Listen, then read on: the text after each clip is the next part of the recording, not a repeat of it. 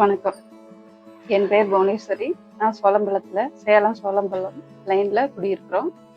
எங்களுக்கு பூர்வீகமாக மண்பானை தொழில் தான். அதே மாதிரி பானையில சமைச்சு சாப்பிட்றதும் நல்லது. உடம்புக்கு இருக்கிற வியாதிகள் அது இதுன்னு பரவுது. அதனால எல்லாமே மருந்து வகைகள்லயே வந்துட்டு இருக்கிறதுனால நம்ம பானையில செய்யற போது அந்த பானையில கிருமிகள் அழிஞ்சிரும். அதனால சமைக்கிற சாப்பாடு கெட்டு போகாது. அதே மாதிரி எல்லா வகையிலயும் இருக்கு. பாண்டல் இருக்கு, தண்ணி குடிக்க சொம்பு மாதிரி இருக்கு, பானை தண்ணி வச்சு குடிக்கிறதுக்கான பானைகளும் இருக்கு, அதே மாதிரி வாண்டல் சட்டி மாதிரி இருக்கு, எல்லா வகைகளையும் இருக்குது.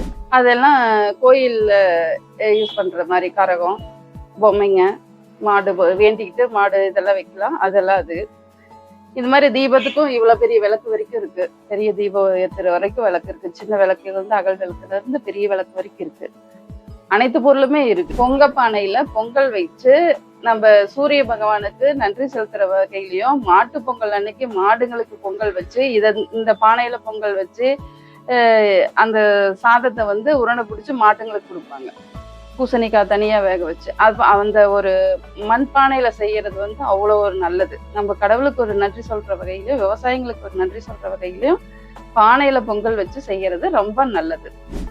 அனைவருக்கும் பொங்கல் நல்வாழ்த்துக்கள். வாழ்க வளமுடன்.